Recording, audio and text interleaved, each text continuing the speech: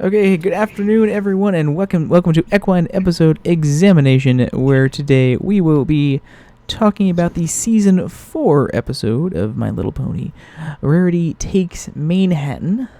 Someone should tell her to give it back then. Yeah, what a jerk. Keeping it all for himself. My Little Pony Part 8, Rarity Takes Manhattan. So, as I said, welcome to Equine Episode Examination. If this is your first time joining us or watching us here, pretty much what we're going to do is talk about an episode of the show, kind of give our thoughts, our opinions on it, what we think about it, etc. We'll start a little bit more general and work our way into more specific topics as we go on. These episodes are recorded here at CinemaQuestria.com every Tuesday at 5 o'clock p.m. Eastern Standard Time. So if you want to come and participate in the chat, please come around that time, and we'd love to hear your opinions on the episode and participate in our discussion here. Here in the call, I'm Rain Shadow, and I got a couple others joining me here. Hey guys, it's Mr. Ben. How's it going? Hello, this is Jay Smith. And of course, everyone in the chat is also participating in the discussion. So please, if you have anything that you want to discuss about the episode, we'll just please blurt that out whenever you want to go. So let's just dive right into the episode. What's everyone's initial thoughts on Rarity Taking Manhattan here? Nice to see some world building, especially in the sense that the only other time we've actually got any sort of thing on Manhattan was all the way back from season 1. And that was barely a glimpse. We pretty much saw the inside of an apartment, right? maybe that, and maybe like a restaurant. I think maybe. Introduces a bigger, more urban side of Equestria we haven't seen even at that point. Yeah, I mean, this was really probably one of the first and one of the biggest, I would think, expansions, I guess, of the world, at least that we've seen in the show, and not just mentioned at the time. And of course, we've gone to a lot of different places since then. And of course, this last season was all themed around exploring new places. But this was really that was the first time we see Manhattan. We've of course gone back there numerous times since then. But this is the first time we see that, and it's the first time we've really seen anything outside of Ponyville, Canterlot, and Appaloosa for the most part in the show. As an episode, I absolutely love this episode. It's definitely one of my favorites of the season. It does a great job. Of course, it's the first episode relating to the season's plot, overarching plot, and it does a really great job of setting it up. But more importantly, it's a really good episode on its own, and explores kind of challenges Rarity in a way that really she hasn't been challenged before, and that's something that all the key episodes really do in this season, which I really like about them. But this one in particular was really good. It might be, I'm trying to think, I think it's probably my favorite of all of the key episodes, maybe excluding Twilight's, the 2-parter one. That's kind of a special exception there. But of all the other ones, this is probably, I forgot Pinkie Pride was one, so that would be my favorite. But this is a very close second to that, and Pinkie Pride has also a lot of kind of special exceptions that make it kind of my favorite for other reasons, being it's a musical and has Weird Al and stuff like that. But story-wise, plot-wise, and character development-wise, this one's a really strong episode. So we can go ahead. We can get into the story and the writing. This episode is written by Dave Polsky, so this is his second episode of this season. He wrote a lot of episodes this season. I think this is probably, in my opinion, his best season of writing for the show. I think all of his episodes, and he wrote 4 or 5 of them this season, are really strong, and this is probably the best one that he of all of them. And he just did a fantastic job on this episode. And of course, as I mentioned, this is also the first key episode. So this is the first episode since the opener that really has to do with that overarching, a lot to do with the overarching plot of getting the keys to ultimately unlock the box that we saw in the opener as well.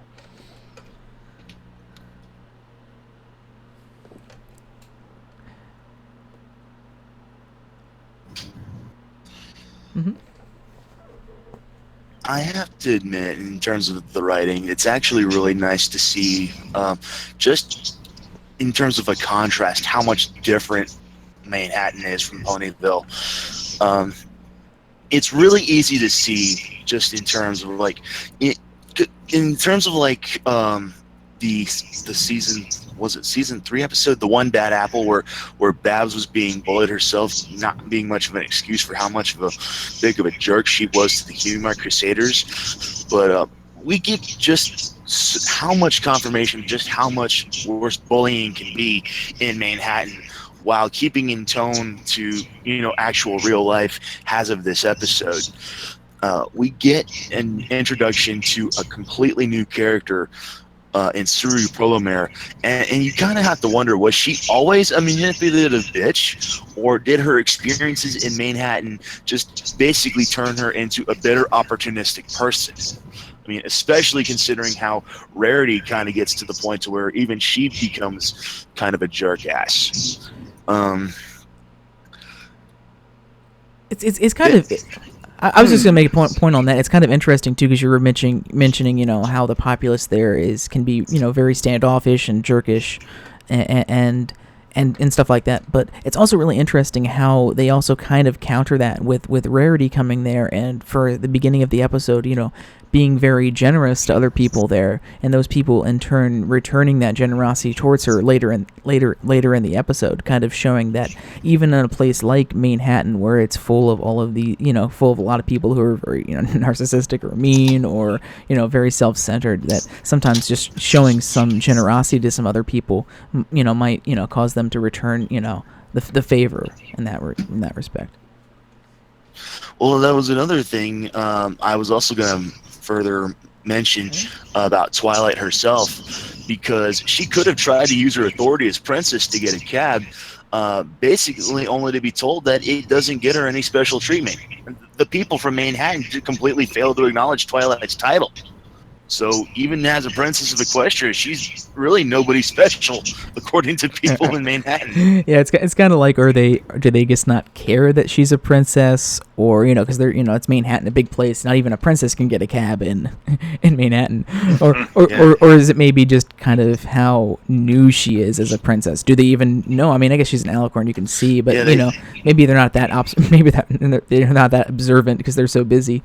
Or maybe they just don't really have much respect for her, because obviously everyone in Canterlot, everyone in Ponyville knows Twilight and her friends and what they've done, but they've never really been to Manhattan, so maybe they don't have that sort of respect to her, like, oh, you're not my princess kind of thing. Like, what did you do? What did you do for me to earn that title?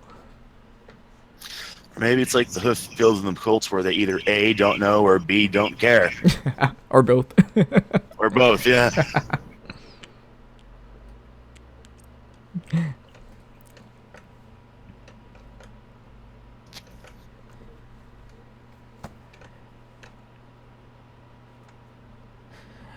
But yeah, the episode really does a nice job of fleshing out the city and kind of fleshing out the characters, and of course it's revisited a lot in the series as well and expanded upon. But they did a really good job of making it feel like a big city, and it really has that grand feel, especially when we're comparing it to where we're coming from in Ponyville, and helps to impart that kind of overwhelming nature that can have when you kind of go to this really big place.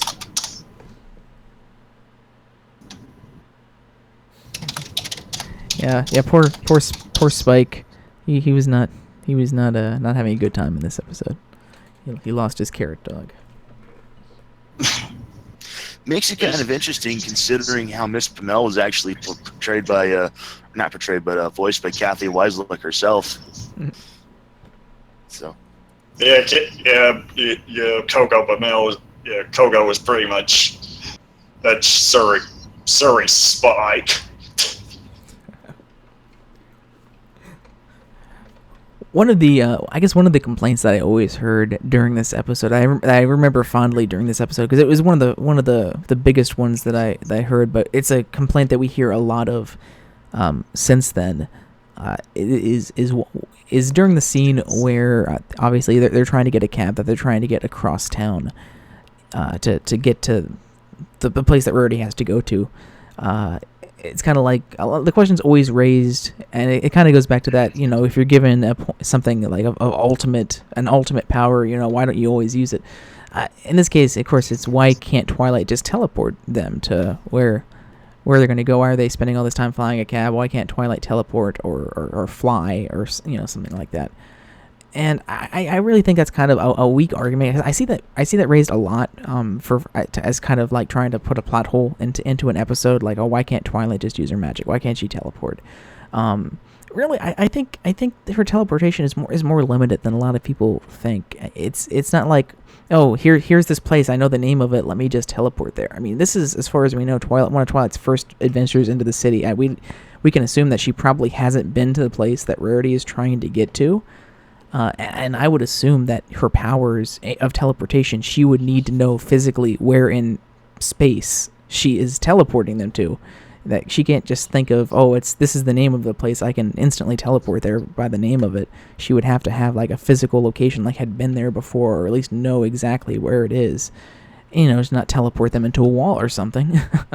Yeah, that's exactly how teleportation works in one of the video games that I play called EG, where there's a race, well, not really not a race, but a subsect of I think the Kamado that are called assassins, and they can't literally, they have to map out an area in their head before they can just teleport around, because otherwise they risk doing exactly just that, teleporting into a wall and fragging themselves. And we don't necessarily know the limitations of her power in terms of how far she can teleport or how many people or what she can, what she can teleport. And the flying argument really doesn't work either. We already know at this point in the series, Twilight is a really weak flyer. She's not going to be much help in that department. I mean, Fluttershy and Rarity can fly. I mean, Fluttershy and Rainbow Dash can fly, but I mean, are they really going to be able to carry Rarity and all of her dresses across town any faster than a taxi pony would be able to run across town? And I really don't think that is feasible either. And Twilight's Kingdom doesn't count with all the long range teleporting she did in the finale doesn't count because she had the extra magic boots there. It's very true. That's a good point there too about all that crazy teleporting she did there. So she had both Luna's and Celestia's and Cadence's Alicorn magic inside as well as her own.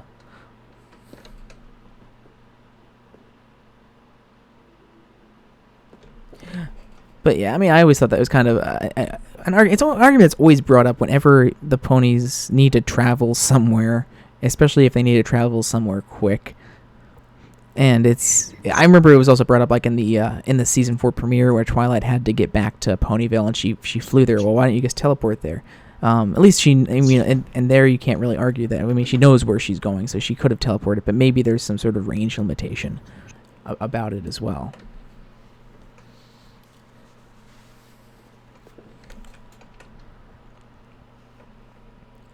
And of course, like I mentioned, this is a key episode, and so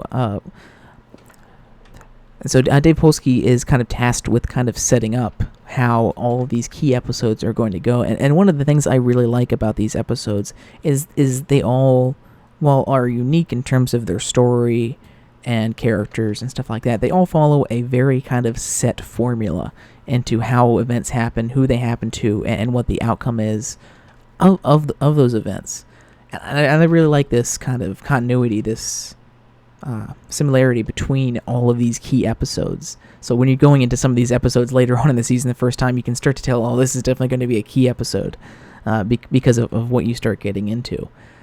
So you kind of see, it kind of starts out with someone challenging or taking advantage of one of the main 6's elements. That character then begins to struggle with their element. And that element is tested. In the end, they realize their mistake and learn something new about their element, which causes them to again see the rainbow on an object that caused the realization, and their eyes do the rainbow gleam thing. And then in the end, they obviously make up for their transgressions, and kind of rectify what happened in terms of them having a challenge with their element, and then teach something about that element to another pony. That pony then gives them their key, signifying that their part of the season mission is complete. So in this case, we have Siri challenging Rarity's generosity by taking advantage of it, and that's something we see pretty much in all of these episodes, which I really like, because it's not something that they really dove into before this season, is what happens when someone takes advantage of their element, taking advantage of their generosity, taking advantage of their loyalty, taking advantage of their kindness. All of these episodes, really kind of focus around that for each of the main six. So this is kind of goes into this episode when Siri challenges Rarity's generosity by taking advantage of it and kind of stealing her fabric. So this kind of begins Rarity's struggle with generosity as she begins to do the same thing and take advantage of her friends, because she's really freaking out. So she's taking advantage of her friends' generosities while not returning any generosity back to them. In the end, Rarity realizes her mistake when she sees that her friends aren't there to support her, and then sees the rainbow in the rope. Rarity realizes that some will try and take advantage of your generosity sometimes, but that shouldn't cause you to abandon your generous spirit.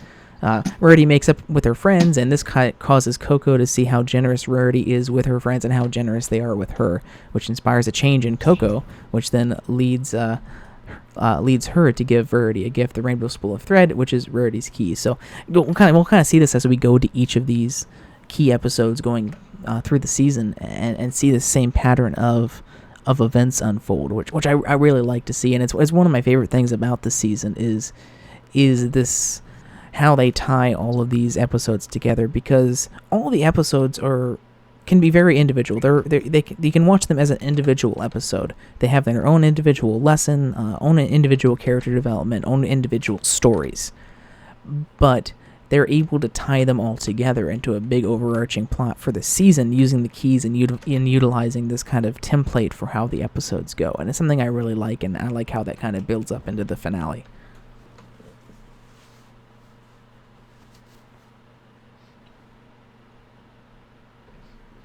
And yeah, like Technotron said, I really like that concept of actually challenging the main six elements, and not just saying, oh, Rarity is going to be generous and solve the day, but what happens when someone takes advantage of the generosity? What happens when Applejack knows that telling the truth is going to cause harm to one of her friends or family members? All these kind of really complex questions that deal with these things that sound so simple on the surface: being generous to people, being kind to people, all these things that we're like, oh, we should be doing. They sound so simple, they sound so good, but what happens when you kind of go to this side where someone tries to take advantage of that? And it's something, a concept that somehow they never had really tackled in the series up until this point, and I love that they did for all the main six in this season.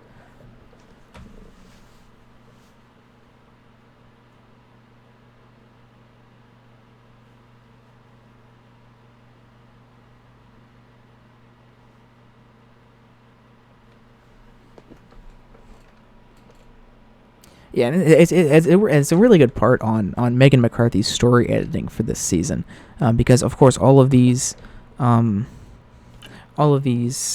episodes are I think for the most part written by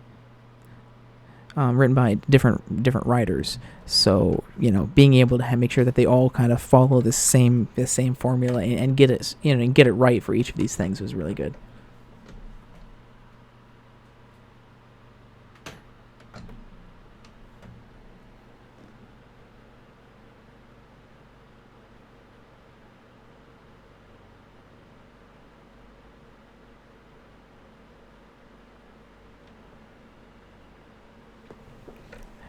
We'll get there when we get there. I still say Rainbow Falls is one of my favorite episodes of the season too. I think AJ's key episode is really underappreciated as well. It seems to get a lot of flack, but we'll get there when we get there.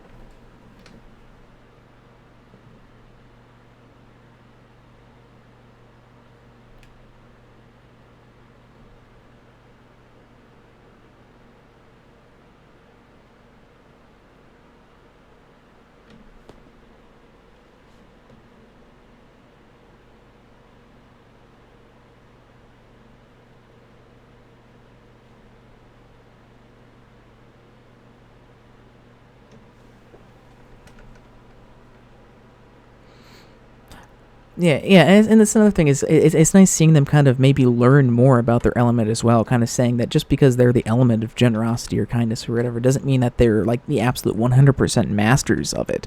The whole thing going back to, well, Applejack's the element of honesty, so she can't tell a lie at all 100%. No. But showing that they still have more that they can learn about that, showing that they can still be have fault in terms of not being generous or not being kind or whatever.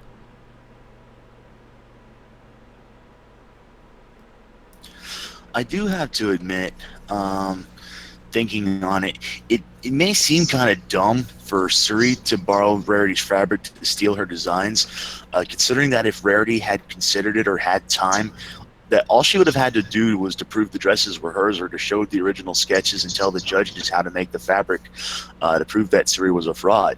And if Suri lost the competition, all she may have needed to do was just to pick herself up and try again. But if she was shown to be a plagiarist, then she likely would have been blackballed in the industry. And it's also kind of doubly stupid in that the design theft and related fallout was the last straw for her assistant to promptly quit. But her existing business model and taking advantage of work of younger and more talented ponies, keeping them unsure and intimidated and not giving any credit, probably would have worked if it weren't for the fact that Rarity would have been anything more like Coco.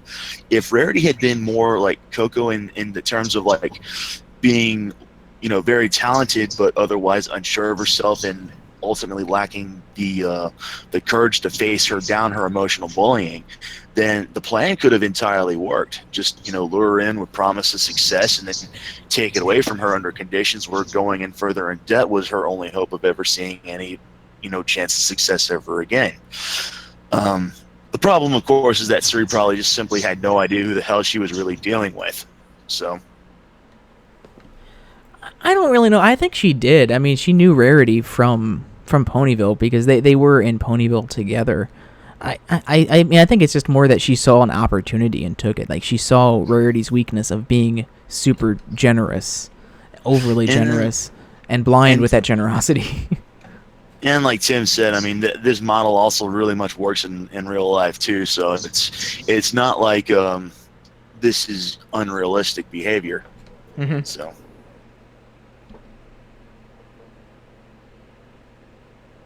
And Tim sees right through my cunning plan. Yeah, I have a problem with that. I tend to slur my words together a lot.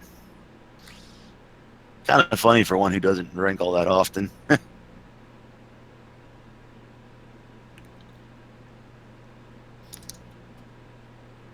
apologize.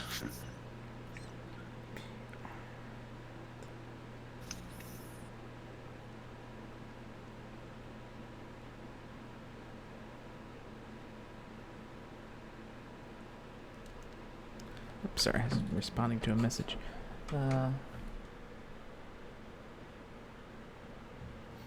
Yep, also very true, Technotron.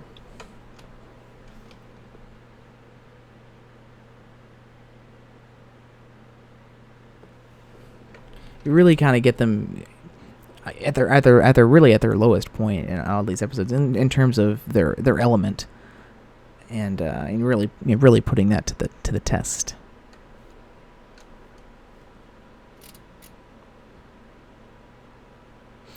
I also like how, in general, the entire episode is set up to revolve around people helping each other and returning favors out. We see that, right from the beginning as Rarity does that when they first arrived in Manhattan, and all throughout the first song is kind of all about generosity, and we see her doing that throughout there. And then all of those characters that she helped out there wind up helping her out in the midsection of the story, whether she's trying to get to the place or get her dresses there, and then we see that again come to the conclusion where Coco Pramel helps Rarity out in the end and gives her trophy and apologizes that she lied. And then, of course, Rarity returns that with being generous, with her job and, kind of this two-way generosity there, and giving Coco that opportunity that she was supposed to be doing in terms of making all those dresses for the show.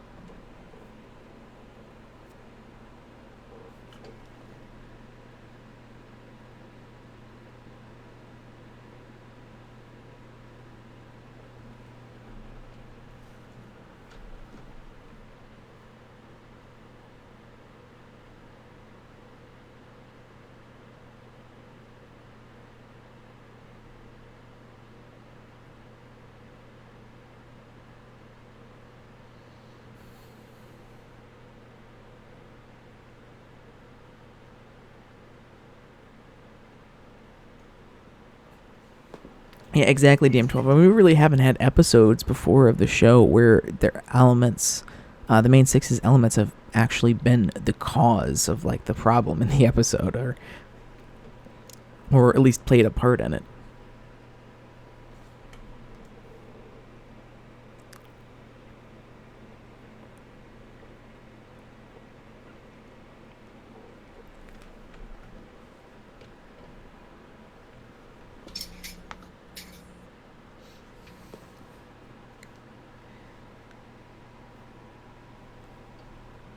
And yeah, I like I mentioned before. I really love what they did with the overarching plot in this season. It's very tight focused compared to the next couple of seasons, season 5 and season 6, where they had a lot more complex overarching plots. Where it might be like season 5 has kind of 2 overarching plots that kind of tie together with Starlight in the beginning and the end, and then of course the cutie map, which ties together like 3 episodes in the middle of the season. Of course, that has a big part in the opener and has a big part in the closer as well, and those things kind of split up and come together. Then the season 6 arc is a lot more complex, where it isn't like certain elements are obviously part of, like, these are the overarching plot episodes. It's more like, this character might be introduced here, or we have all the episodes with Starlight getting character development. You have Trixie introduced, we have the changelings introduced, and all that kind of stuff that we've gotten throughout the season, maybe not obviously setting up for anything, all kind of comes together in the finale. But season 4 was a lot more structured in terms of its overarching plot. You have the opener, you have the closer, and you got the 5 episodes throughout the season that are one for each of the main 6 that specifically deal with that. So I'm glad they didn't necessarily continue that every season, but it was really really cool to see in this season. Reminds me a lot of Teen Titans did the same thing throughout its entire run, where each season had like an overarching plot, and they'd have like 4 episodes during the season that all were part of the overarching plot, leading to the season, a two-parter season finale, and the rest of the episodes were just it's kind of slice of life.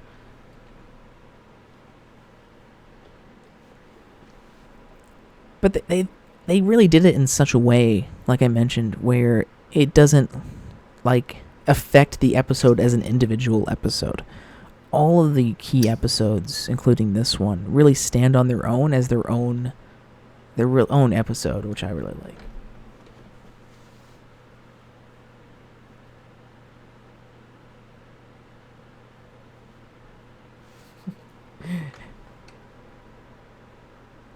So some really intense stuff here. Pretty much in the end, Rarity was pretty much at the end of the episode, Rarity being willing to kind of give up her friends, more or less, in order to kind of make up for what she did to them, in terms of getting them the tickets to actually see the musical at the end there, but pretty much taking a job that would pull her away from her friends for an extended period of time.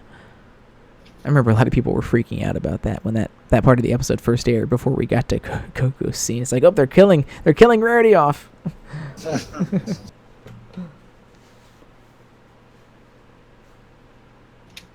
Big status quo change. Rarity will now be replaced by Coco Bonell for the remainder of the series. Congratulations, Spike. You're the new Rarity. Wait, does that... Whoa, I'm so confused. Do I love myself?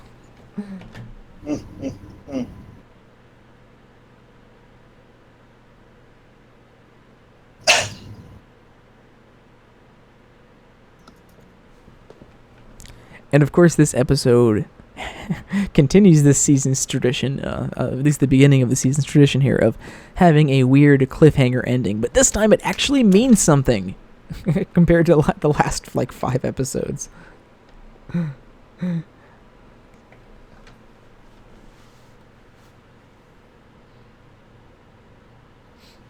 I also kind of like how they did with the key episodes, and I think most people were literally expecting the main 6 to somehow get a key, like you're playing a video game and you I found a key.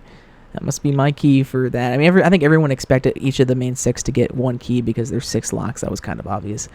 But I think most people fully expect some sort of key, actual key. But I like what they did in terms of these gifts coming from someone who they taught their element to, and them just kind of being ordinary, kind of from the heart gifts that weren't much, maybe a bit or a spool of thread, or a Rainbow Dash had like the Spitfire's medal from her and stuff. So all these very kind of small, superficial stuff that wind up being the key, because it wasn't really necessarily what they were. It was kind of what they represented, each of the main 6 accomplishing. Yes, stingers, cliffhangers isn't the best term. Yeah, stingers maybe, but you know what I'm talking about. All these kind of weird dun dun dun endings that kind of seem to be setting up for something later.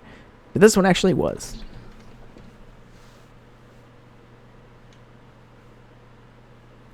Everyone started every episode asking, I wonder if this is going to be a key episode.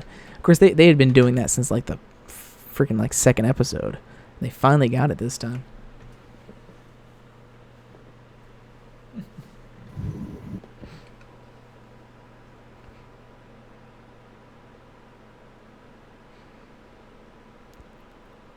But pretty much after this episode in Rainbow Falls, it kind of died down because I think people kind of got the gist of what the key episodes were kind of structured as, so it was a little easier to pinpoint.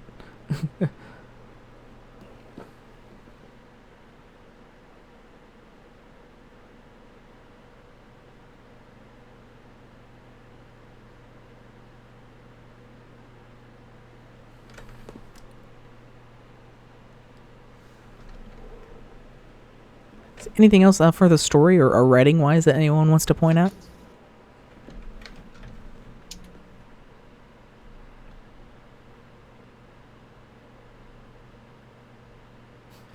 I will say, and this is kind of pointing out something in the song, but I'll say this because it's kind of writing-wise in terms of the lyrics. The song actually spoils that this is a key episode, which I loved, because it was one of my favorite things rewatching the episode back in the day. Was like, oh my god, they actually gave away, because at the very end of the song, Rarity sings "Generosity, you are the key," which I find hilarious that they kind of sneak that in there, to kind of make a little hint that this is going to be the first key episode.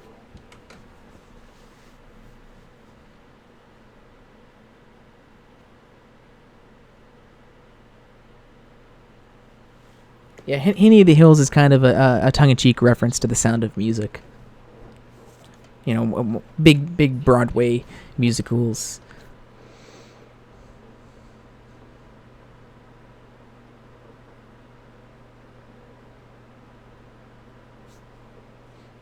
Which I found that whole scene hilarious, and that kind of goes back into Dave Polsky and the storyboarders and creative staff behind the show really fleshing out Manehattan really well.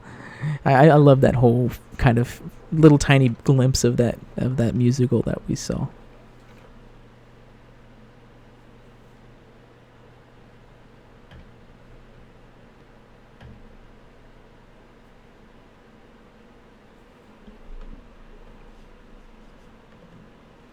Okay, so let's move on to the character. Okay, well, we kind of already talked about it. I mean, the relation to season arc and theme. We've talked about that in length already. Yay, it's actually part of the season arc. So, characters and characterization. We can go ahead and start with Coco, our Coco Pamel, the new character. One of the new characters we're introduced to in this episode, and of course, one that has returned a few times now in the show. Still, doing her stuff up there in Manehattan.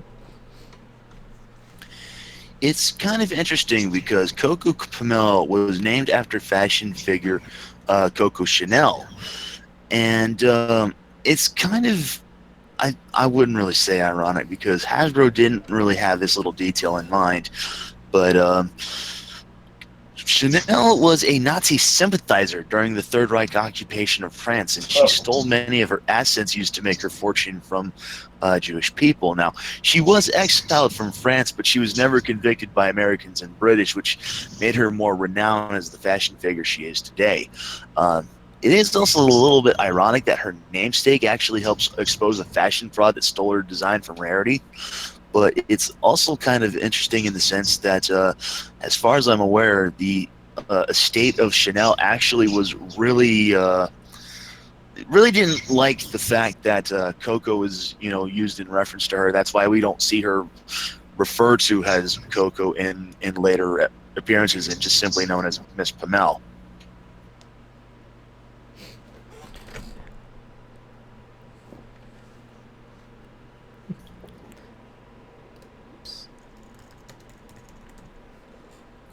So yeah, legal reasons and everything.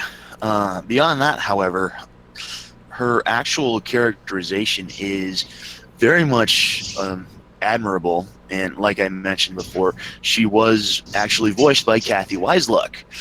And it's kind of interesting because Kathy Wiseluck gave Pamel a voice similar to Rarity from Generation 3. So it kind of helps that Pamel is sort of a spin-off of, or not really a spin-off, but kind of like an offshoot of one of the main characters here.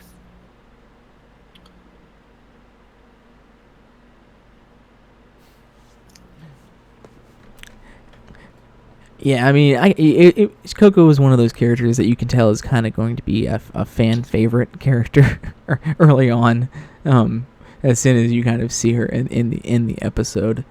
I mean, I really like to see. I really like seeing what she kind of went through in this episode, and how Rarity was kind of able to inspire her to stand up for herself and leave and find other opportunities, even that meant kind of losing the at least it's at the very least steady job that she had, working for Siri. But Rarity helping to see her own talent and giving her that opportunity, and it's nice seeing her in later episodes there, particularly Made in Manhattan, and seeing how far she has come thanks to Rarity's involvement in that.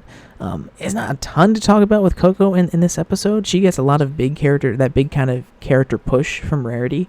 I think most of her development we see kind of in Made in Manhattan, where we kind of see how far she's come since this episode.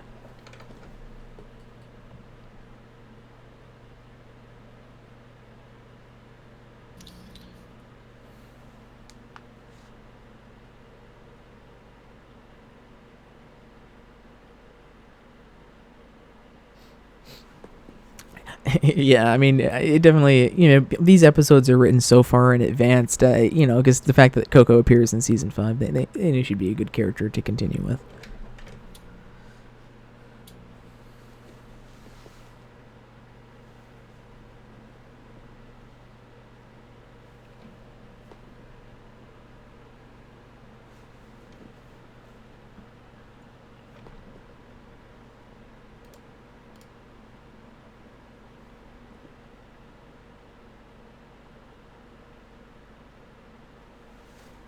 I think she's a little different. She has some similarities to Fluttershy, but in a way, she's a little bit not quite as timid, I think, as Fluttershy was in season 1. It's kind of a different kind of shyness that she has. She just doesn't. It's not that she's like really shy or anything.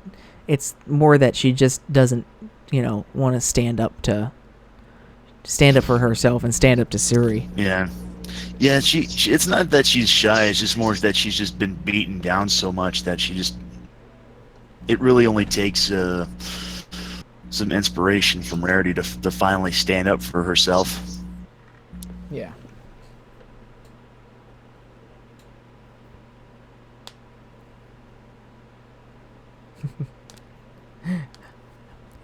Yeah, we should see a picture of her, some stuff of her when she actually did quit. I like that picture that TM12 posted in the chat there.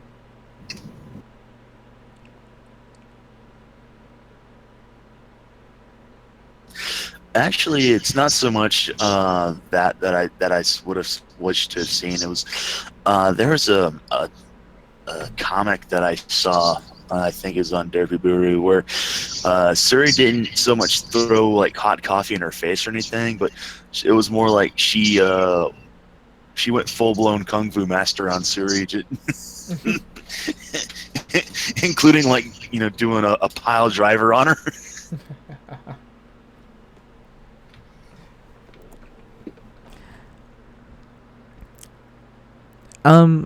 Moving on to another character, I will say Spike. Definitely, the Spike abuse was strong with this episode. I will say that he kept coming hard for Spike there, just right from the beginning, where he's kind of Rarity sort of seduces him into carrying all their luggage, and then he's kind of stuck carrying all that luggage for like legitimately the rest of the episode.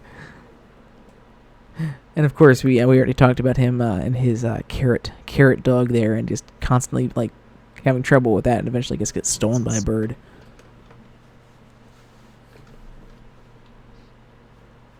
Not his strongest episode.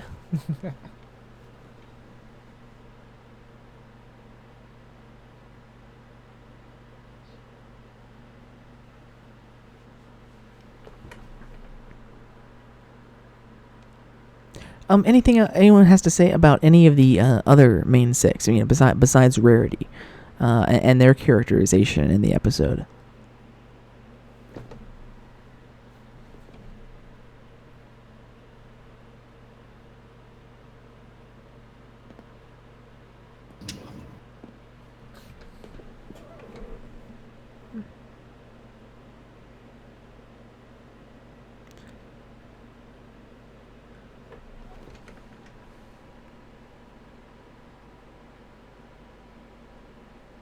It was fun kind of watching Rainbow Dash sort of like at the end, like being really excited for seeing, and really like the musical, and then just kind of like, oh shit, that's not cool. Let me just calm down here. It was aight.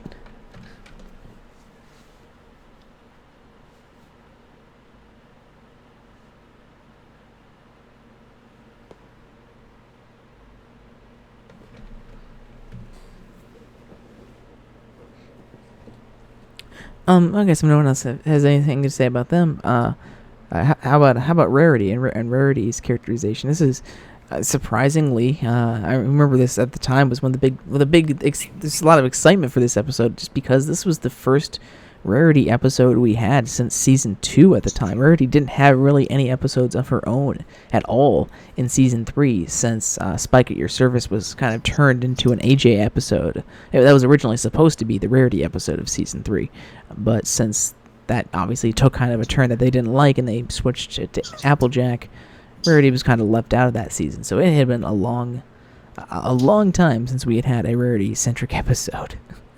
So it was definitely a long time coming, and I think it really paid off very nicely for her character and characterization.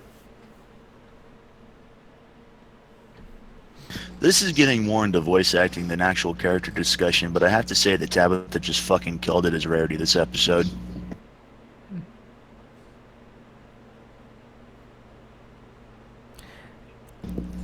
I already kind of... I'm sorry.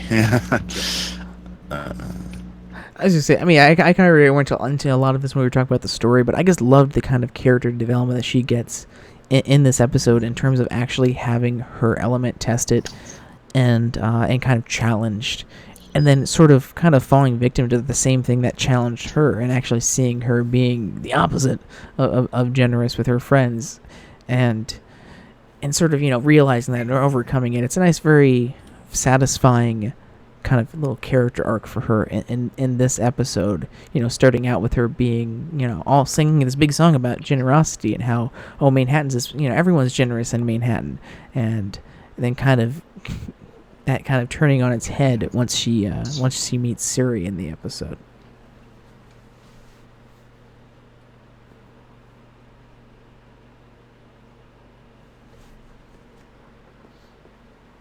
Yeah, for most of the episode, the rest of the main six were kind of out of the picture. They were only there kind of as a group, and not really as individuals, but they're as a group when the story kind of needed them to be, since they were kind of what Rarity was kind of abused in terms of not being generous and not returning generosity from someone else.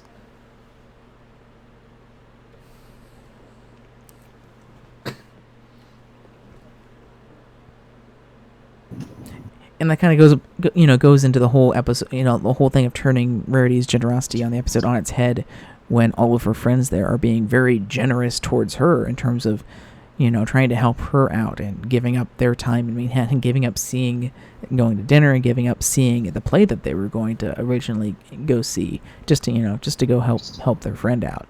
And of course, Rarity doesn't return any of that generosity, at least in the beginning, at all. Kind of plays back into what we were talking about earlier in terms of the city potentially changing people as well. We were talking about with Siri and kind of what maybe what she was like beforehand, and maybe the city kind of changed her as well, but didn't have any friends like Rarity does to kind of pull her back to how she was before.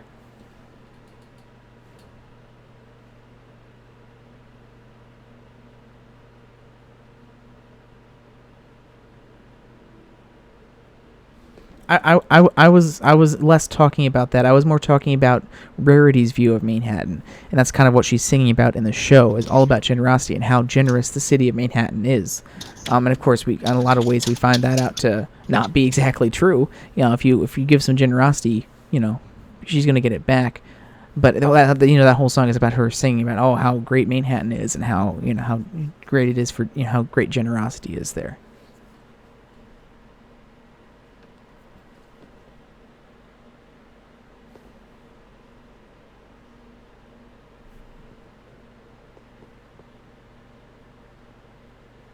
Yeah, pretty much.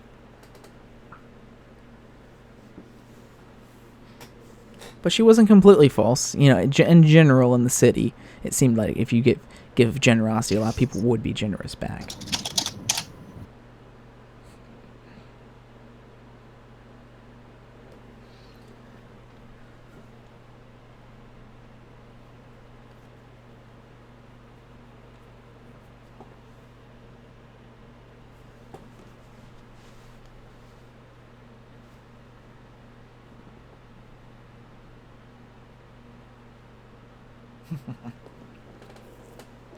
As you tend to do.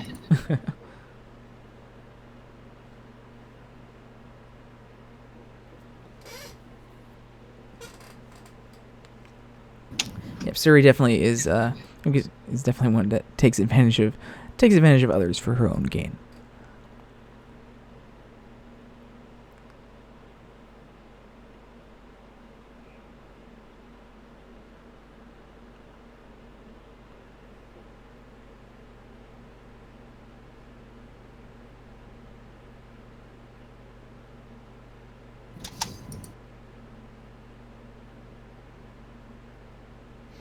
I do like how for pretty much most of the episode, Rarity's kind of in the driver's seat of the episode. It's not necessarily other people that are causing her directly to come to realizations and her character development. That's one thing that you see more in Rainbow Falls, where Twilight's a lot more directly involved in telling Rainbow Dash to try and convince her that that she's wrong, to try and make that change. Where here, Rarity kind of discovers it on her own. You can kind of argue that the main six kind of do, because they don't show up, and that's what caused the change.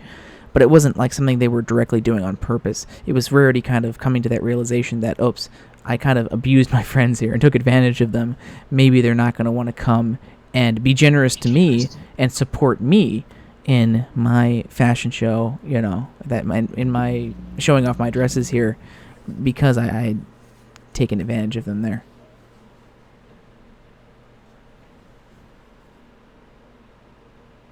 Yeah. Yeah, it was kind of the best of both worlds there, Mr. Ben, in terms of it wasn't that the main six didn't come because they were dicks. I mean, I wouldn't have really liked it if they really didn't show up because they were mad, because they go into that later in the episode, like, we didn't see it at your best last night, but we know who you truly are. And so it wouldn't really have made sense for them to not come at all. But having them sleep through it and sleep in makes a lot more sense. It doesn't make the main six seem like dicks. They literally slept in. And it makes sense why they slept in, because Rarity was kind of, slave driving, overworking them late into the night. And so they would probably, sleep in because of that. So it was a nice kind of way to cause that turnaround inside Rarity and set up the rest of the episode there.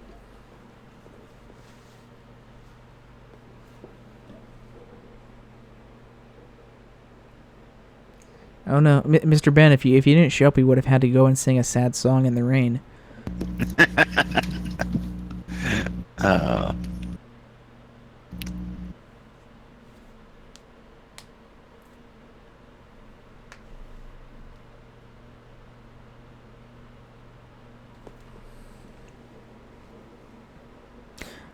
I guess finally, does anyone have anything they want to mention about Suri, Suri Polomare and her character in this episode?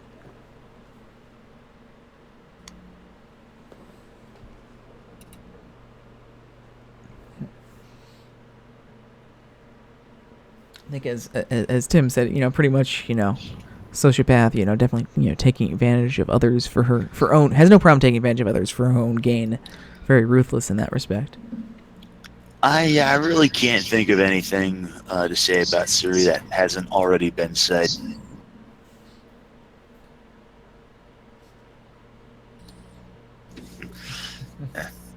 I know it's not time for the A-Shop, but say it with me here, people. Don't be a dick. Dick.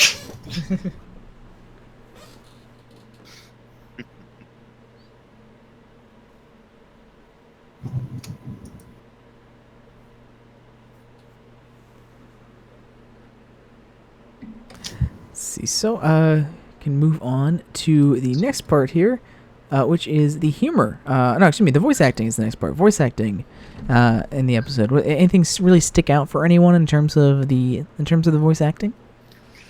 Well, like I said, I mean already, Tabitha just struck it right out of the park this particular episode. Yeah. Especially when she had her breakdowns. always great with the breakdowns. Oh, why look! There's our friend Rarity going down in flames! Is it friendship magic? I'm no Tabitha St. Germain, but she, like Tim said, I mean, she just freaking owned this episode.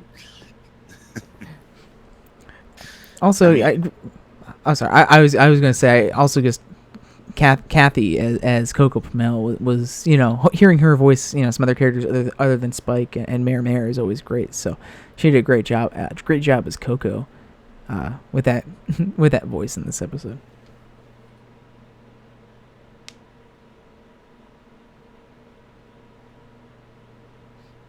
Oh yes, I forgot that Ashley Ball was Prim Hemline's voice as well.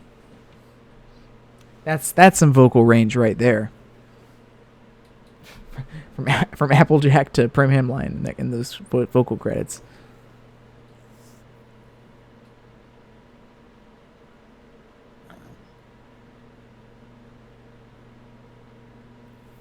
Yeah, I was going to cover that when we got to the humor, but I'll go ahead and I'm not going to mention it right now. There was... Oh, then I'd seen that.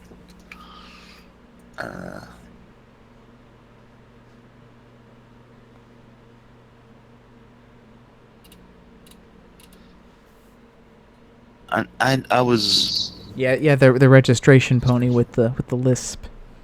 Yeah. It was also Tabitha, I think. Yeah, that was Tabitha. Oh, I forgot to mention this. I just found this little piece of trivia. To quickly go back in character discussion, the name Suri actually means pickpocket in Japanese. So yeah. But anyway, yeah. Getting back to the actual topic at hand here, the voice acting. I do have to admit it's actually really funny in regards to where Rainbow Dash was like asking, "Hey, who drops into the song at the drop of a hat?"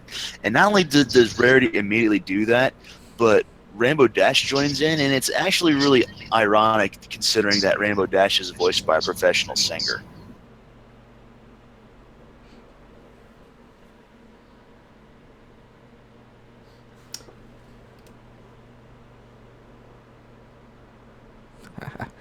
So yeah, go move on to the humor. Yeah, I definitely liked the Rainbow Dash's song "Lampshade" there at the beginning. There, every series can do that once, and they got that out of the way there. That's always a funny line. doubly hilarious considering the fact that this is coming from a pony who lives in a town where singing is pretty much given at the drop of a hat, and is best friends with the pony who's known for doing just that as well. And this is what we call a very hard fourth wall break there by the show. And not to mention Josh's face when Rarity just starts singing is absolutely priceless. There's also a during the song there was a very short Mad Men reference as well.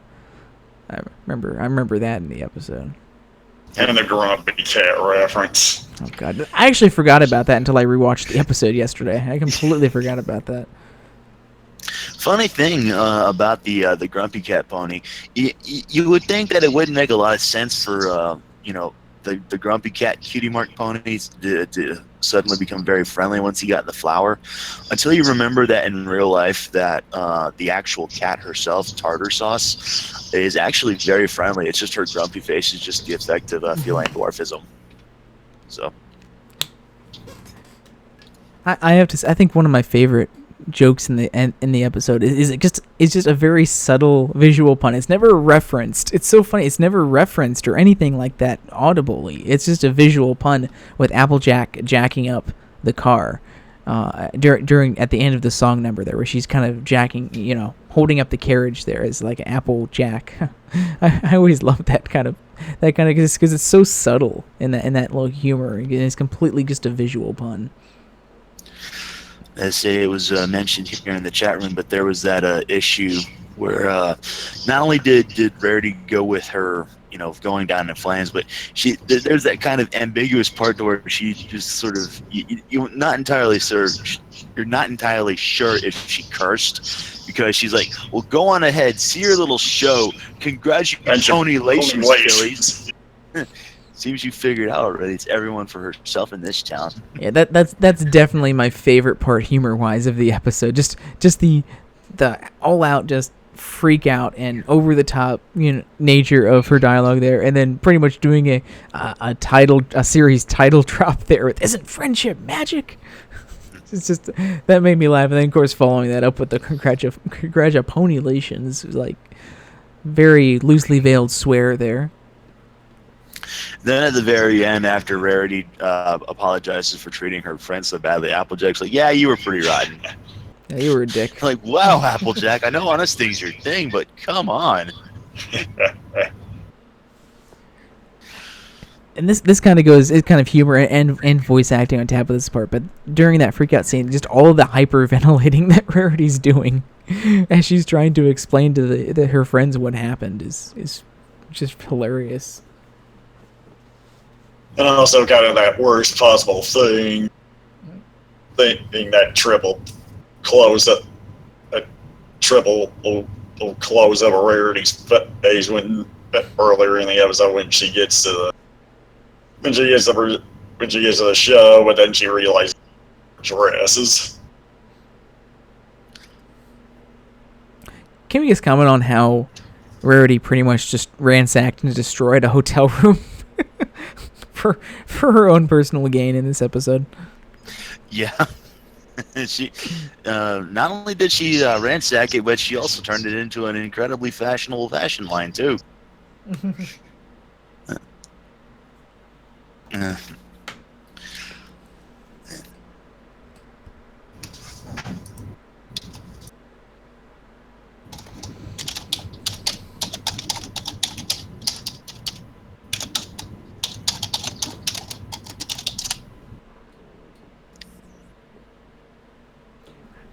Including the room keys, because those were on one of the things she made, dresses she made.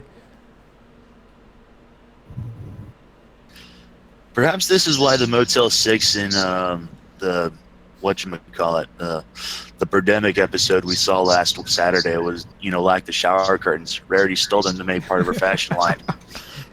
She a serial fashion stealer. Why are all the pillows glued to the bed? Oh, we've had problems.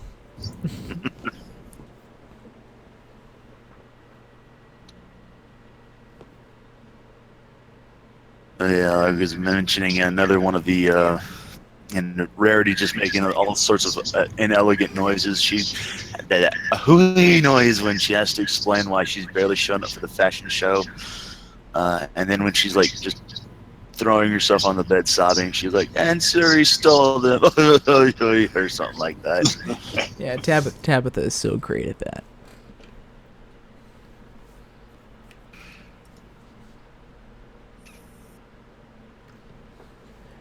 Yeah, there's the dress with all the keys. Like, holy shit, how many keys did you steal from this hotel? You can unlock every door in that building with that dress.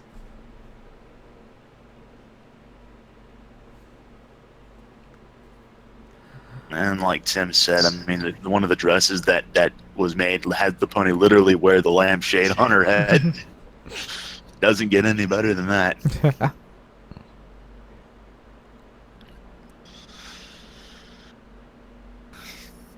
Dress plus 25 to lockpicking.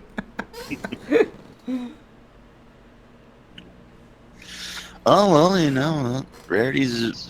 I always said that Rarity would effectively be more of the rogue or the thief if we were to apply standard RPG classes to every one of the main 6.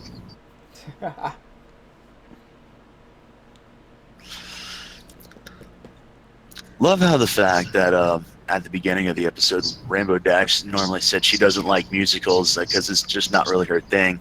But then, like right at the very end of the episode, when they're watching Henny of the Hills, Rainbow Dash just flies up into the air, gushing about, like saying that was awesome. And then she realizes that she's in a theater and like everyone's staring at her, and she just comes sheepishly floating back down. It was aight. So. Oh, Rainbow Dash.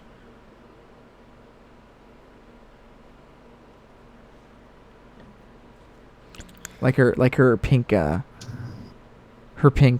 sleeping bag from Sleepless in Ponyville.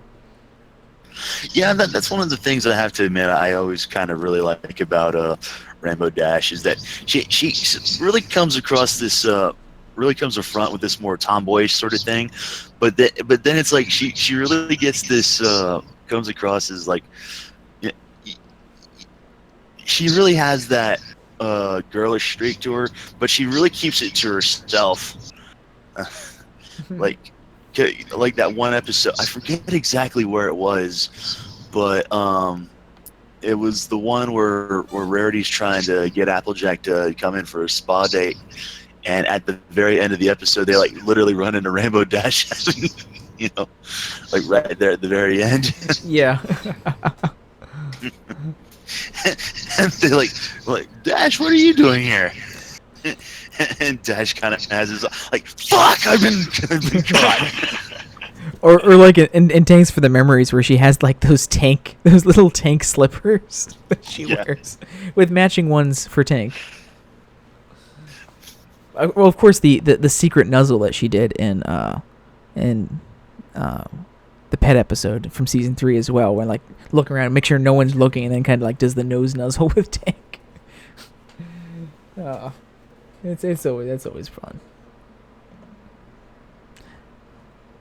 Moving on to animation and visuals, kind of relating to humor as well. At the beginning of the episode, where Rarity is telling the rest of her friends there that she got them tickets for Henny of the Hills, and she makes that like she's like, I do, and she makes that really pronounced O face.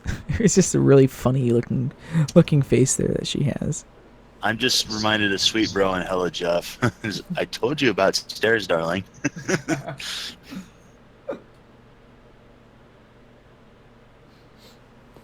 Yeah, the visual with the rainbow gleam coming off of objects and into the eyes is really well done, and it's nice to see that in all the episodes to tie them together.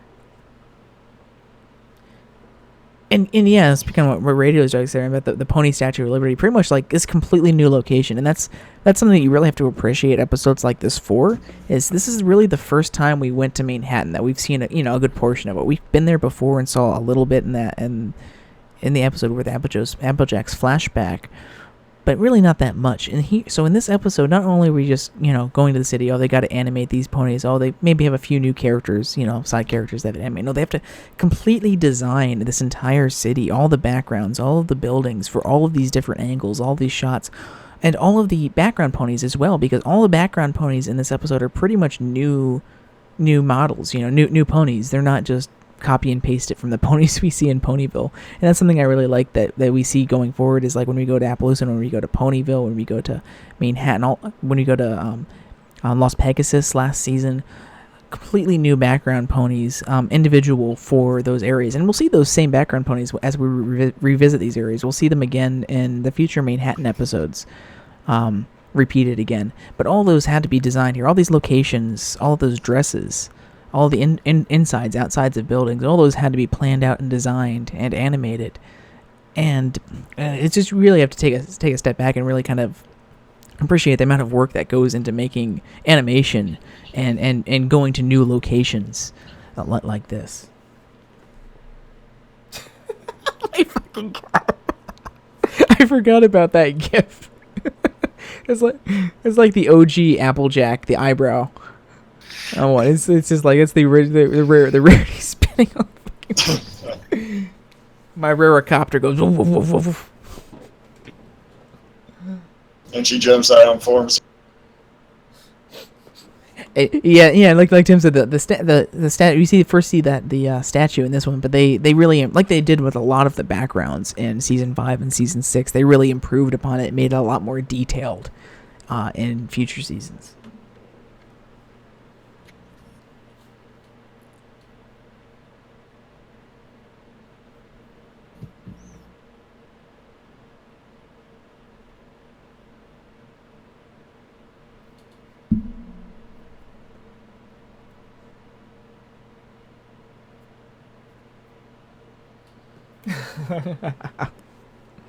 oh yeah, of course. Wow. And you don't hear this much anymore in the fandom these days, but back then wet manes were all the rage.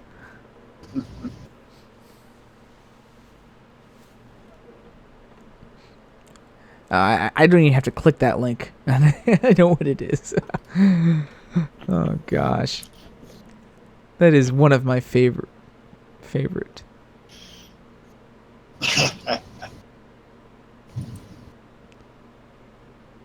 It's not quite as good without the music, though. Not quite as good without the music. That music makes that.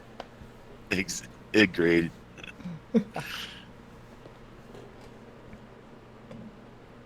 Whoa. And we'll be getting to that episode not too long from now. Pro reviews for that sweatshop scene. Faster, harder, cheaper. Yeah, this episode had a lot of great Rarity faces throughout it as well, especially during the freak out scenes. Yeah, Rarity just pretty much one face of the episode. This whole episode.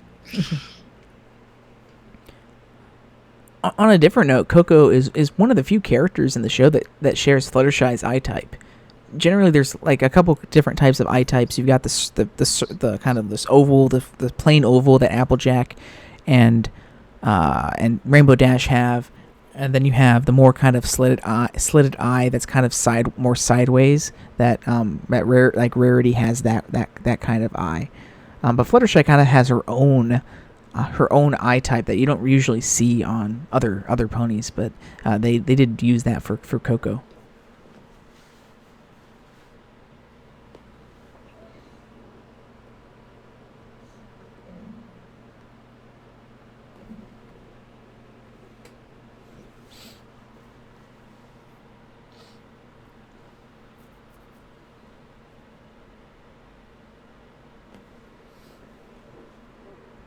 See, anything else for humor or the visuals in the episode?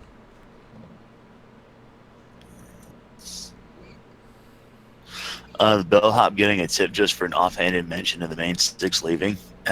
Like, miss, I didn't do anything. And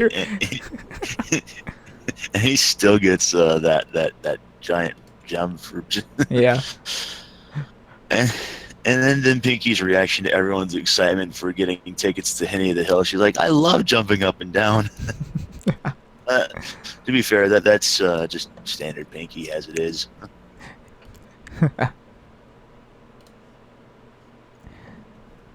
see.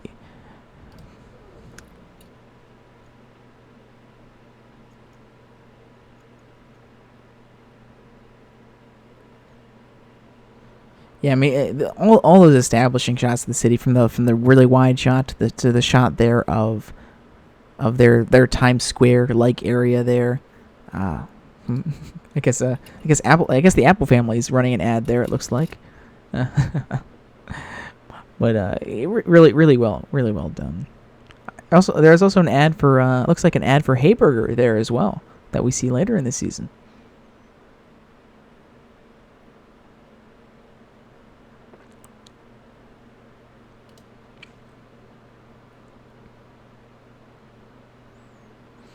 Yeah, the whole city kind of had a feel like a little bit older version of Manhattan, a little bit older version of New York. That kind of classic feel.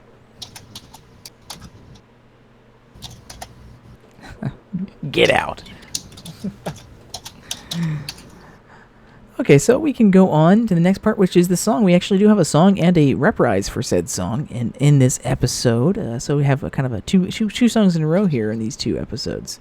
So this song is literally all about generosity, and the whole point of the song is sort of very easily and entertaining, kind of pointing out what's going to what's going to be happening in the episode in terms of the mechanics of it, where, the whole song is about Rarity being generous and that generosity being returned because you were generous to someone else, and also singing, also kind of providing a juxtaposition to what happens in the conflict in the episode by Rarity singing about how generous the city is and how generous everyone is, and then of course later on in the episode we have someone taking advantage of her generosity.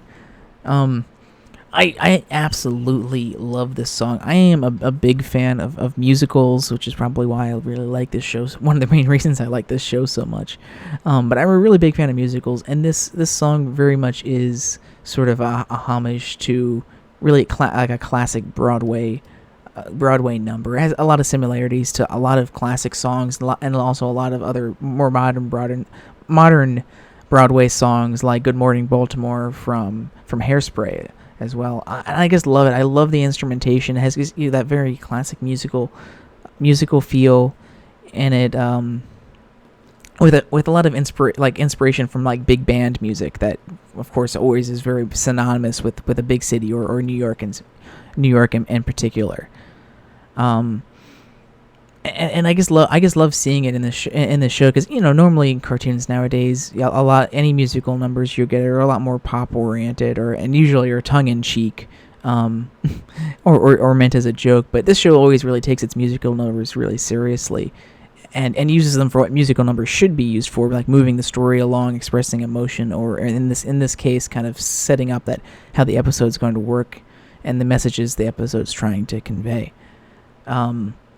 And so yeah, this is kind of like a really good song for that. So go ahead and listen to the instrumentation. You can just hear that full band sound that this song has, full orchestra sound this song has. Very Broadway sounding. Oops, hold on. I gotta make sure we got audio from the song first. Make sure we can all hear it. And make sure I can hear it is also a good thing. Okay, here we go.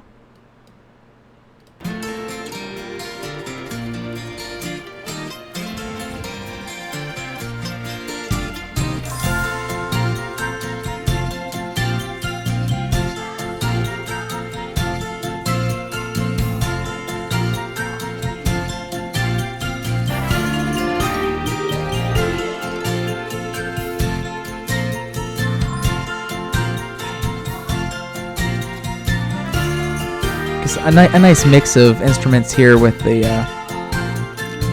violins and the woodwinds flourishing on top.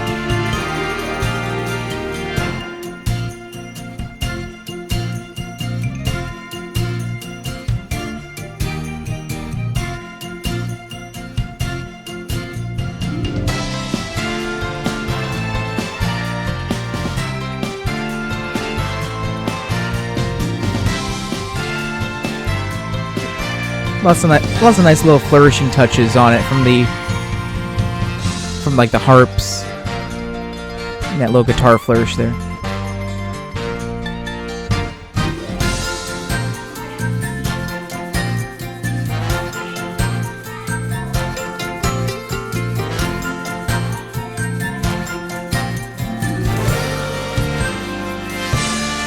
I really like the bridge that comes up here.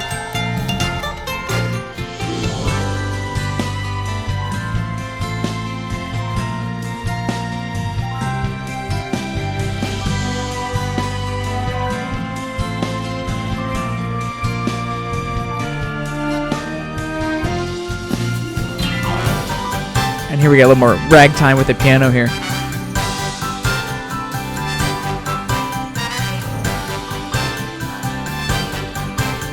I really like the piano part there as the rest of the main six join in. And then the big finish here.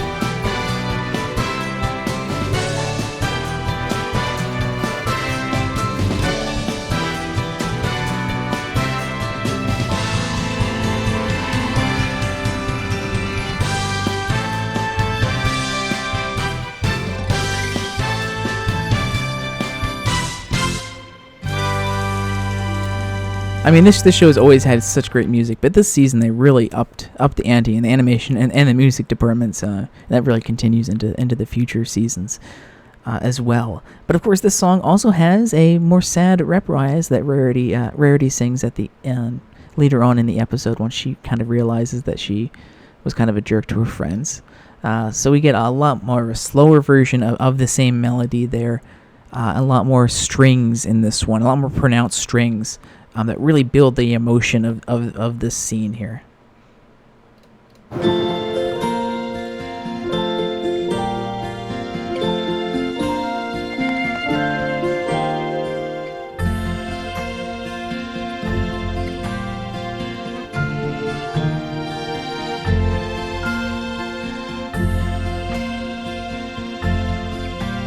I love this part.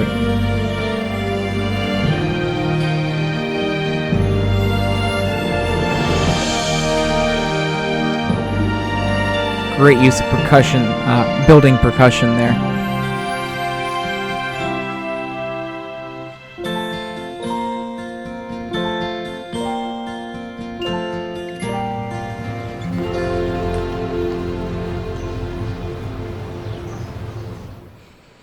So yeah, it's a great song and great vocals throughout both of those ones, especially that emotional second one by Kazumi Evans there, singing for Rarity.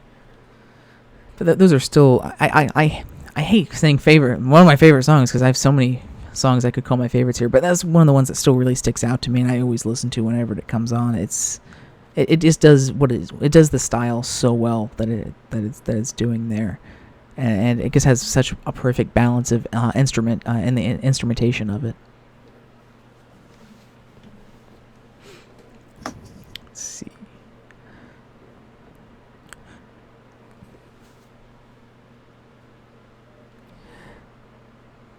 So moving on to the score and the backing music. This has a lot of score in it as well in this episode, and one of the cool things is since, like I said, this is the first Manhattan episode, and we have a lot of new artwork, a lot of new backgrounds, a lot of new locations that had to be made.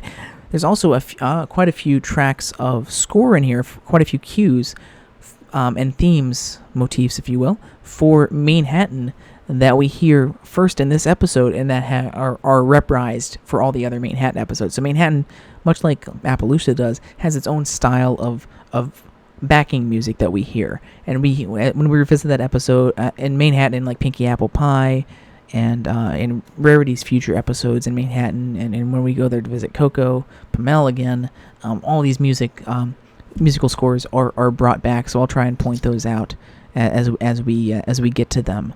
We kind of start right away in the episode, right after the cold open, with the main six arriving in Manhattan, and this track starts with this really grandiose score, which is kind of Manhattan's theme, and we hear this all the time whenever we get like a wide shot of Manhattan. When whoever the characters are going into Manhattan, this is that theme that we hear for the for that wide shot.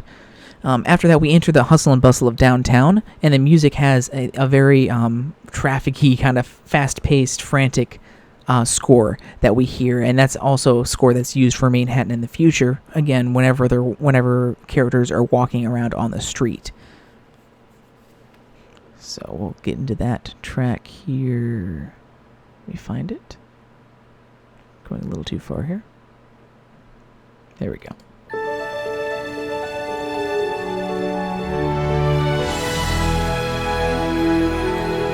So there's the very grandiose Manhattan theme. And here's that on the street motif here.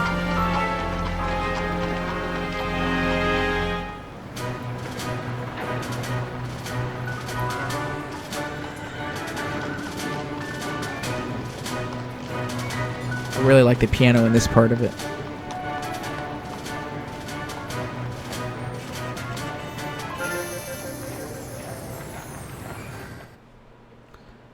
See. Okay, so the next one we got here is another short track.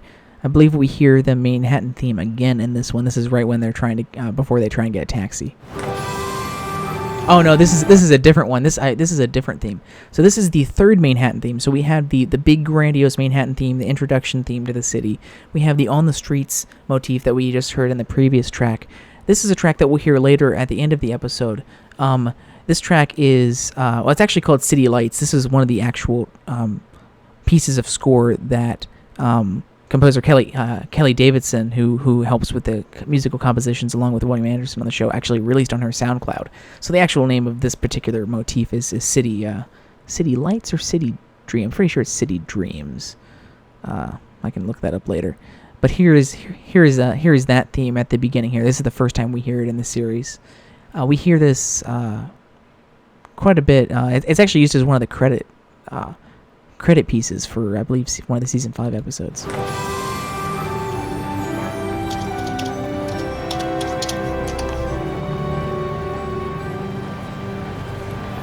This track sort of represents like the more magical feel of being in the big city.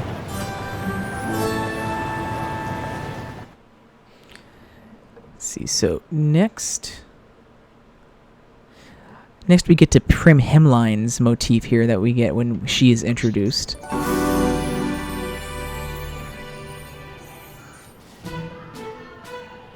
Very prissy sounding track here. Very staccato notes here on the violins, on the strings.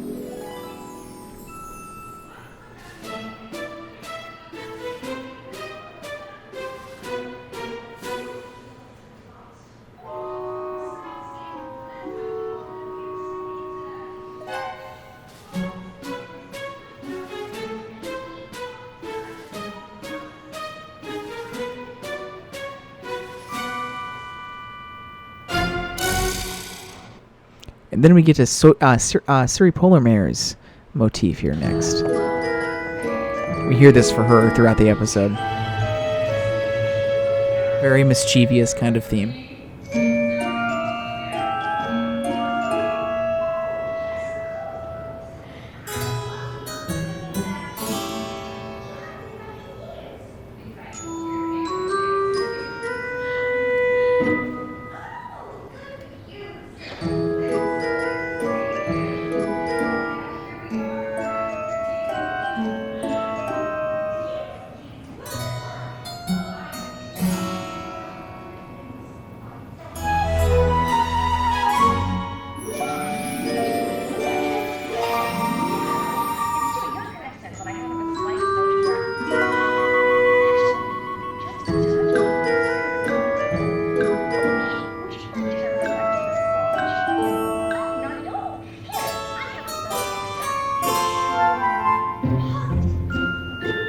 Of course, always a lot of harpsichord in any Rarity episode.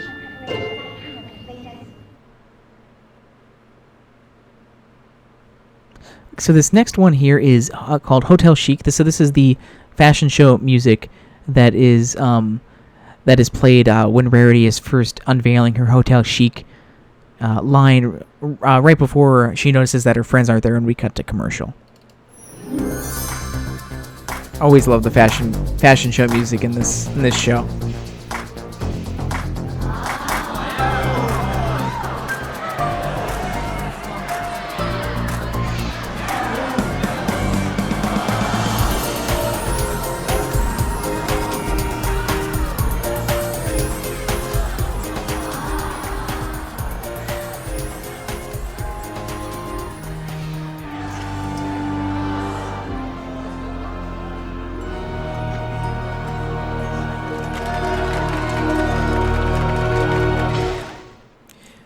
And now we get to one of the bigger themes here from the episode, and this is when we get to the key and the key themes.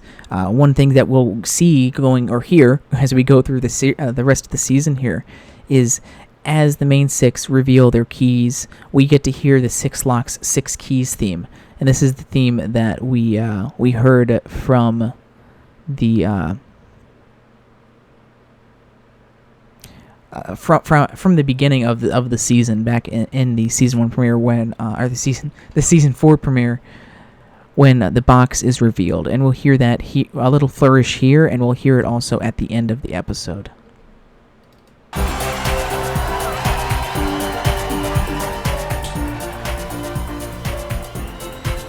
Again, we start with more of that. Here it is.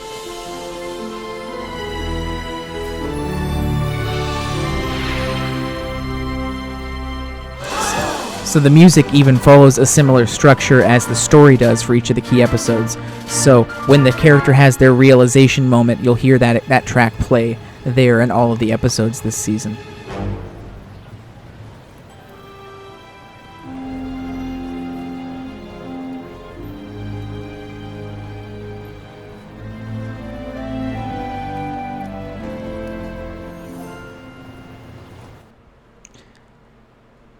A little tiny reprise of the Magic of Friendship theme there, very somber version of it at the end there as well. Oops. Try and load this up if it's going to load. There we go.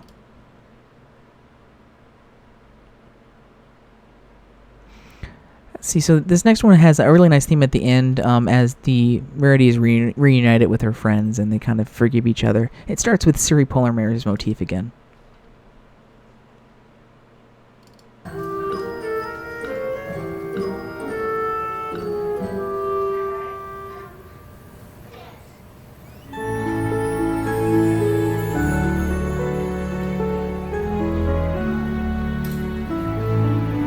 A nice piano theme here, and we hear this.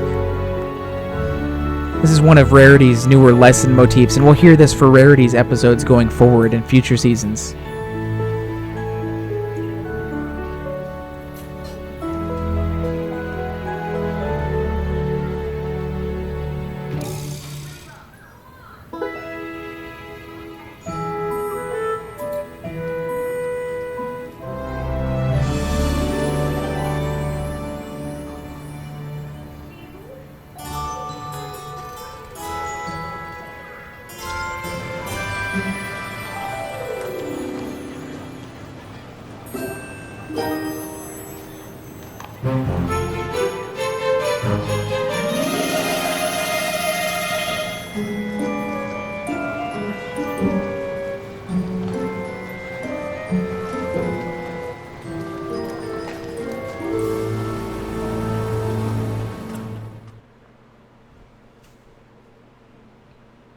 And so finally, we get to the them actually getting to go to the play here. So you gotta play the wonderful musical number from the play's finale.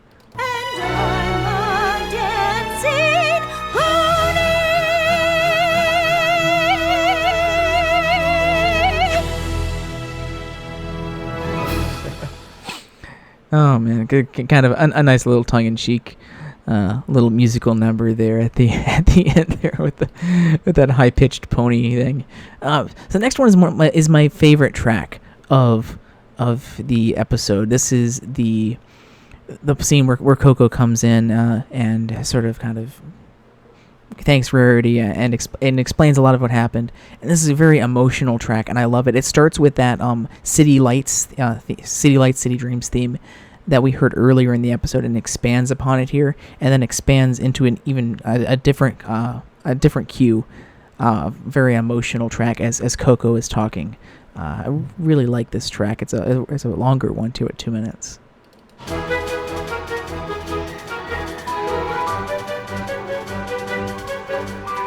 We start with that kind of frantic city theme there, as all of the main six are very excited about how good the play was.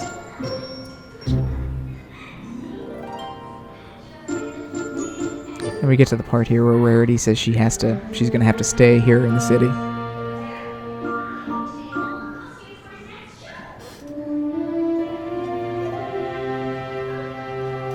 A little bit of more French horns in there for that kind of more emotional moment.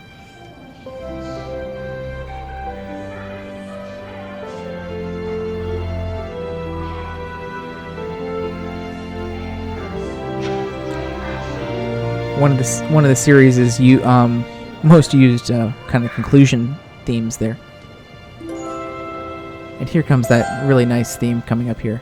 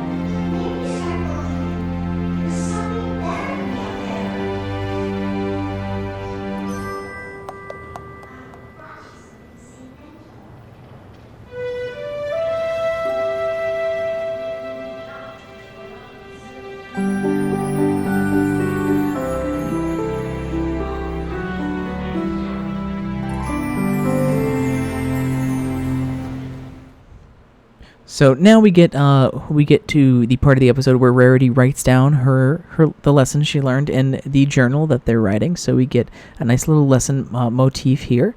But then, most importantly, the episode, of course, ends with that little stinger ending with the rainbow shine on what eventually will become Rarity's key. And if you weren't quite sure if that was a key yet or not, this uses the exact same score again that we saw in the season 4 premiere, in the second part of that, when the box, that mysterious box appears. They use the same score there, and William Anderson continues to use this exact same score for this exact same moment in all the rest of the key episodes following this.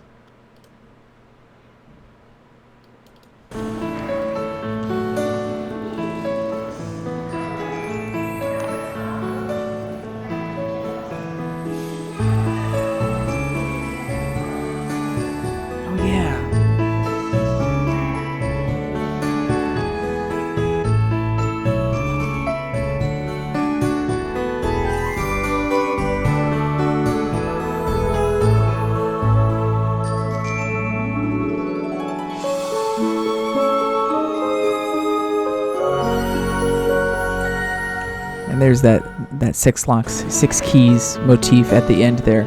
Why are you playing again? There we go. And stuff. Actually, the track at the beginning there, I forgot. That's actually very similar to a theme that we'll hear later in the season, and we hear reprised through multiple episodes in future seasons. If you remember in testing 1, 2, 3 at the very end, where Rainbow Dash is, when they're explaining to Rainbow Dash how they got her to remember all the stuff, and you see all the ponies on the ground doing different things to try and get her to subconsciously do that. It's very similar. It's not the exact same orchestration of it, but it's a very similar theme to that, and that would be its first appearance in the season here, in series here as well. But that's all the score from the episode. I really, really like it because of all the introductions to all the great Manhattan motifs that it introduces, but also setting up all of the musical motifs for the key episodes this season. Again, tying all those episodes together, not only story-wise, but also music-wise, with the themes we have there. And that's something I always loved the show on. It's not something you see in a lot of other TV shows, or let alone animated TV shows, where you have all of these different, very specific motifs for very specific things like that are used. Really, the closest one anymore. The other recent show that gets even close to doing that would be Star versus the Force of Evil. They have a few motifs in that which they use very, very methodically throughout that show as well, but not anything on par of what they do in this show.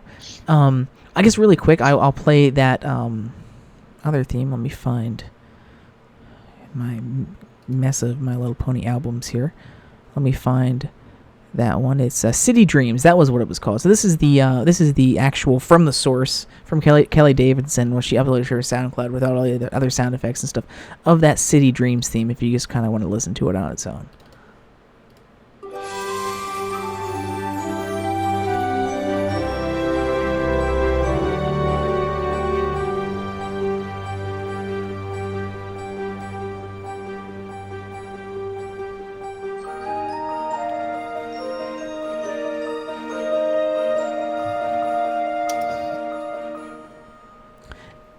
We'll have a few more of those kind of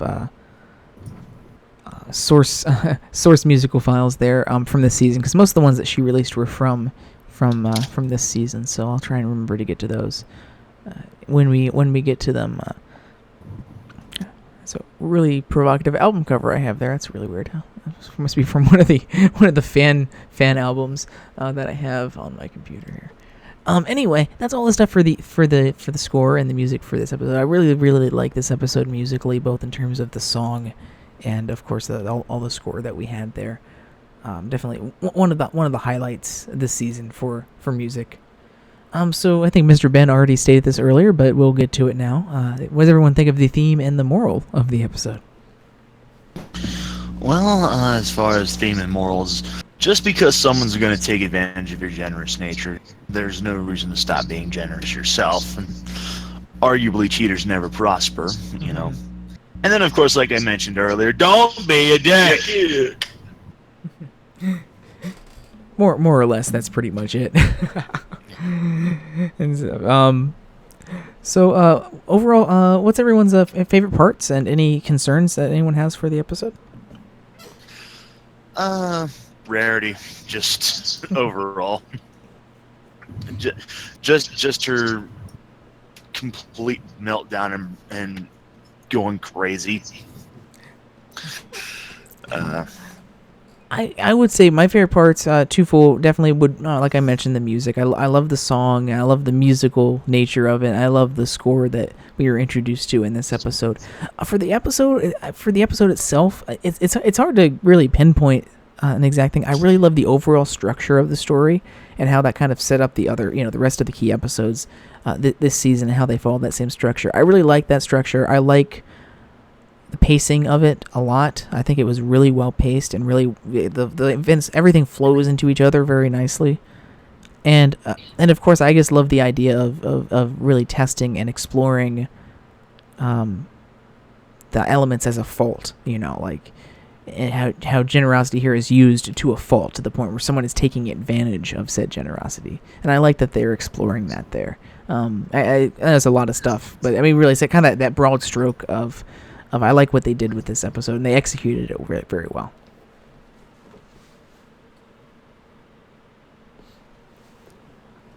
Really, there's nothing in the episode that deserves to be really vocally complained. I mean, no episode's perfect, but really, I really think that in the grand scheme of things, this episode was really, really good.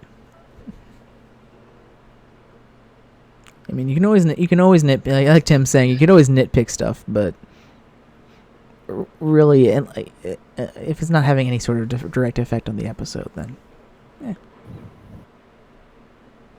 So overall feelings and final thoughts, conclusions.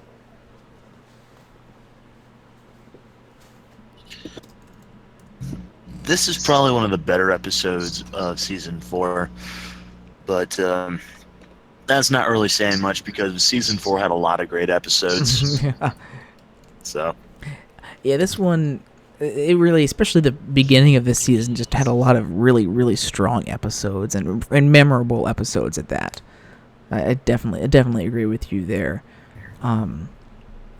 this was definitely a season that, like, I really liked season 3, but I definitely noticed a lot of the negativity towards a lot of the episodes in that, and a lot of the episodes weren't, spectacular, very memorable episodes in season 3, and of course, with it only being 13 episodes, it didn't have a lot of time to really shine like the other seasons did.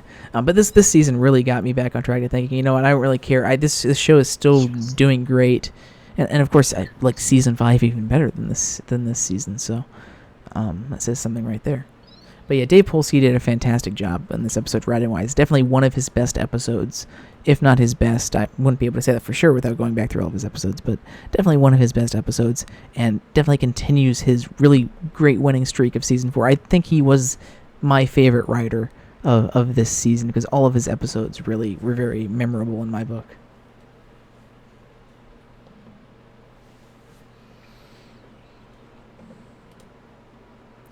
So, with that, about an hour, 40 minutes, not too bad. Yeah, a very substantial and good episode. Not exactly a lot of details to talk about, because a lot of the stuff was broad strokes. But, yeah, I really enjoyed that, this episode. And so thank you so much for joining us today. I meant to bring this. Oh, fudge, where am I typing? I hate when I think I'm typing into like a text box or something and it's not appearing, like, oh god, where did I type that to?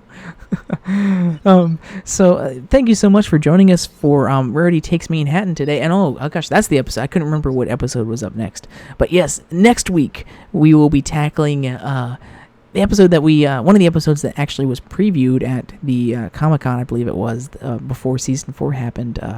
A Pinky Apple Pie, and this is another episode 3. We got really spoiled here in the kind of beginning of the season here, and this one is another song that has another great song in it. This was Natasha, written by, I forgot Natasha Levenger wrote this one.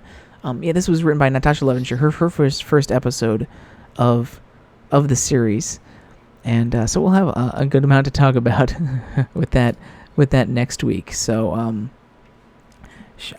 as of right now, unless something else happens, we won't be having another This Week in Pony episode. So next week, as far as I'm concerned, unless something else comes out, and of course, no CQ riffs this weekend, but we will be back for that the following weekend for our riff one, number 101. We'll be watching some palate cleanser of some Lazy Town episodes, but.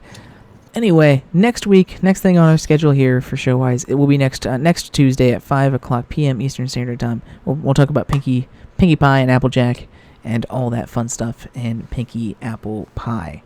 So, thank you so much for joining us, everyone, and have a great evening. Bye-bye. Later, folks. See you.